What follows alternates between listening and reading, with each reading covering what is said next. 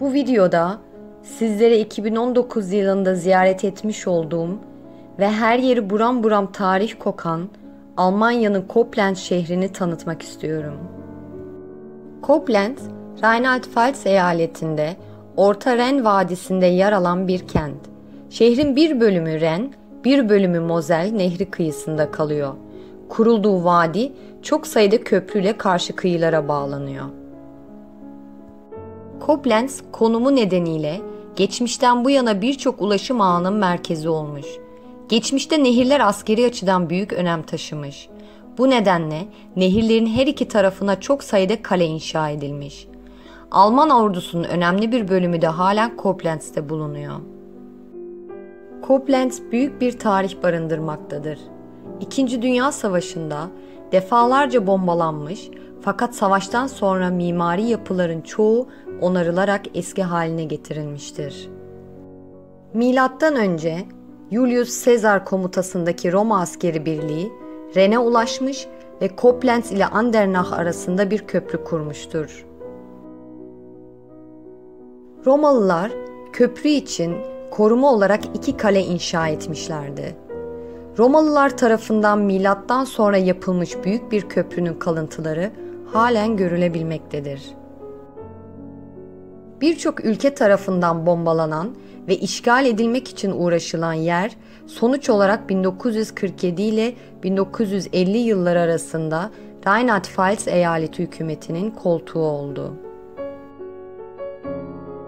Şimdiki videoda izlemiş olduğunuz bahçe, Koblenz'de bulunan muhteşem bir sarayın girişte bulunan bahçesidir. 1777 ve 1793 yılları arasında Koblenz'de özdeşleşen yapı, din adamlarına, prenslere ve yerel yöneticilere ev sahipliği yapmıştır. Şu anda ise federatif hükümetin çeşitli birimlerinin faaliyet gösterdiği bir devlet dairesidir. Fransız neoklasik tarzıyla oluşturulan saray, şehirdeki birçok tarihi yapı gibi 2002 yılından beri UNESCO'nun Dünya Mirasları listesine dahil edilmiştir. Özellikle alegorik şekilde dizayn edilen bahçesi titizlikle korunmaktadır. Aynı zamanda Ren Nehri'ne sıfır konumda yer alması saraya mükemmel bir ambiyans katmaktadır. Koblenz'te muhakkak gezip görmeniz gereken yerler arasındadır. Bu videoda görmüş olduğunuz Ren Nehri kıyısında yürüyüş yaparak harika vakit geçirebilirsiniz. Ren Nehri kıyısında yürüyüş yaparken her köşesinde köprülere rastlayabilirsiniz. Özellikle sıcak mevsimde Ren Nehri boyunca geçen tekne gezileri kentin konukları arasında eşit derece popülerdir. Bu tekne turu sırasında sahile hayran olabilir ve tüm ihtişamlarıyla kentin ünlü turistik yerlerini görebilirsiniz. Sahil şeridinde yürüyüş yaparken bu fotoğrafta görmüş olduğunuz muhteşem binaya da rastlayacaksınız. Bu bina Prusya hükümetinin binası, 20. yüzyılın başlarında Kaiser Wilhelm'in kendisi tarafından planlanan etkileyici bir Neo-Roma binasıdır.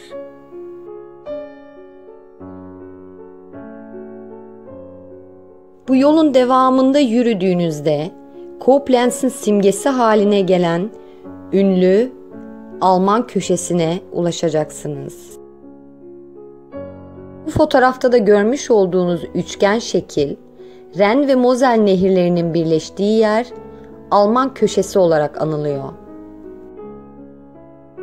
1897 yılında Alman İmparatoru 1. Wilhelm anısına ölümünden 9 yıl sonra burada dev bir atlı heykel inşa ettirilmiş. İkinci Dünya Savaşı'nda hasar gören heykel sonradan tamamen yıkılmış. 1990'da Doğu ve Batı Almanya'nın birleşmesinin ardından yıkılan heykel aslına uygun olarak tekrar yapılmış. Bugün heykelin olduğu yerde 16 eyalet bayrağı Alman Birliği anısına dalgalanıyor. Bu heykel Almanların yakın tarihi açısından çok önemlidir. Siyasi bir sembol haline gelmiştir. Şehrin yakın tarihine damga vuran ve savaş yıllarından izler taşıyan mekan muhakkak ziyaret edilmelidir. Bu fotoğrafta görmüş olduğunuz Avrupa'nın en iyi korunmuş ikinci en büyük kalesi olan Ehrenbreitstein Kalesi'dir.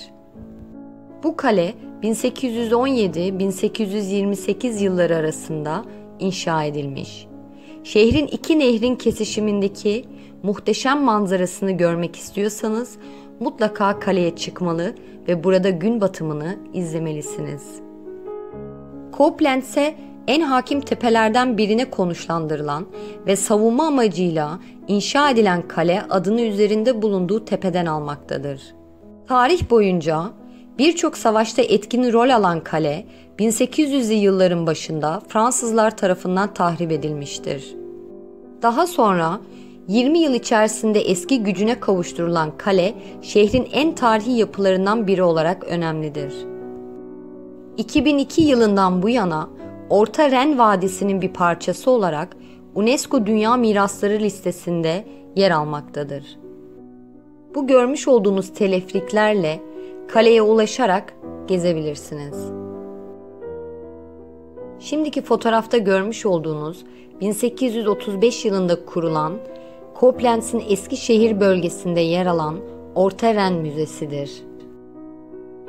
Almanya'nın en eski sanat müzelerinden biri olan Orta Ren Müzesi'nde Barak döneminden Orta Çağ koleksiyonlarına dek pek çok eser sergileniyor.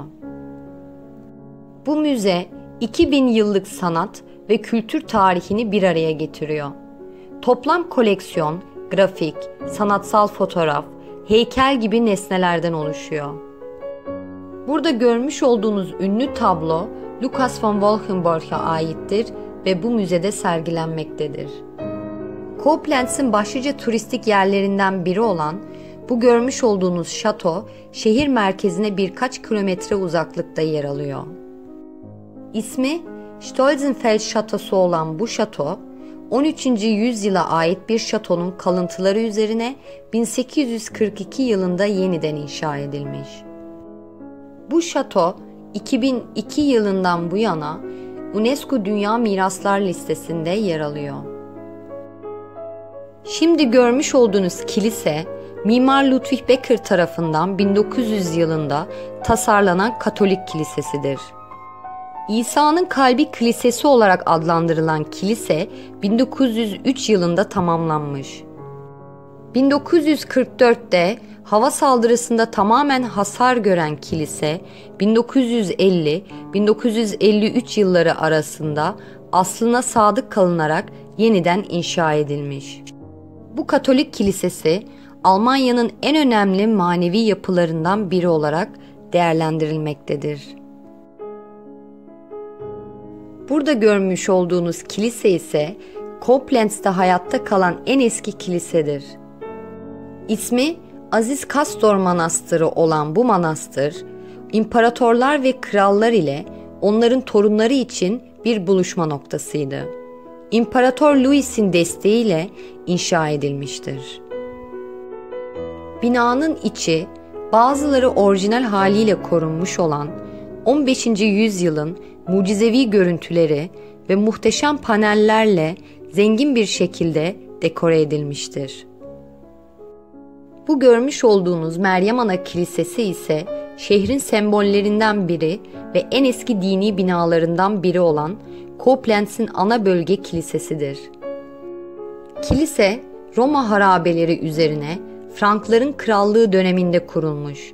Modern görünümünü Orta Çağ sonlarında almış. Kilise 1944'teki bombalama sırasında önemli ölçüde hasar görmüş. 1955'te ise tarihi özgünlük tarzında restore edilmiştir. Koblenz'in kurtuluş tarihçesini gösteren bu tarihi kolon ise detayında yatan süslemeleriyle bütün turistlerin dikkatini çekiyor. Tarihi sütun ile çeşmesi heykeltıraş Jürgen Weber tarafından yaptırılmış. 10 metre yüksekliğinde 3,6 ton ağırlığında olan bu sütun, Koblenz şehrinin 2000 yıllık hareketli tarihini Roma döneminden günümüze kadar gösteriyor. Şarap fıçılarıyla dolu bir tekne Roma tarihini anımsatıyor. Sayısız savaşlar ve Fransız işgali de tartışılıyor. At arabaları Prusya birliklerinin girişini simgeliyor. İkinci Dünya Savaşı'nın yıkımı ve modern Koblenz'in yenilikleri sunuluyor. Koblenz'de Eskişehir bölgesini doyasıya gezmenizi öneriyorum.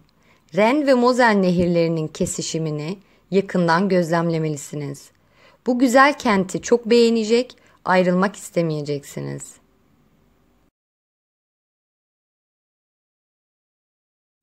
İsviçre Alplerinden doğarak bu bölgeleri de kapsayan bir yatak üzerinde akan Ren Nehri'nin Koblenz şehrinde Slate Dağları bölgesinde oluşturduğu bir tabii güzelliktir. Mükemmel bir görünüme sahip olan Orta Ren'in her iki kanadından da demiryolu taşımacılığı gerçekleştirilmektedir. Vadisi mükemmel bitki örtüsü ve muazzam manzarasıyla ziyaretçileri büyülüyor. Vadide bir kayalığın tepesinde bulunan bu görkemli kalenin adı Els Kalesi'dir. İhtişamlı görüntüsünün yanı sıra bu kale hakkındaki diğer ilgi çekici gerçek ise 800 yıldan uzun süredir aynı ailenin elinde olmasıdır. Els Kalesi, Batı Almanya'da yer alan bir ortaçağ kalesidir. Resmedilmeye değer konumunun yanı sıra Ren'in sol tarafında yüzyıllardan beri zarar görmeden kalan Alman kalelerinden biri olmasıyla da önem taşır. Bu görmüş olduğunuz müzeye çevrilmiş ev, büyük müzisyen Ludwig van Beethoven'ın annesinin evidir. Gelecekteki bestecinin çocukluğu bu evde geçmiş. Beethoven Müzesi, bu şehrin bir diğer popüler kültürel mekanıdır. Burada büyük bestecinin hayatı hakkında ve eserleri hakkında çok ilginç şeyler görebilirsiniz. Müzenin koleksiyonu, Beethoven'ın kişisel eşyalarını, müzik defterlerini, belgelerini, mektuplarını içeriyor. Ayrıca dünyaca ünlü bestecinin hayatına ve çalışmalarına adanmış tematik sergiler vardır. Koblenz, zengin bir tarihe sahip güzel bir şehirdir ve kesinlikle görünmeye değerdir.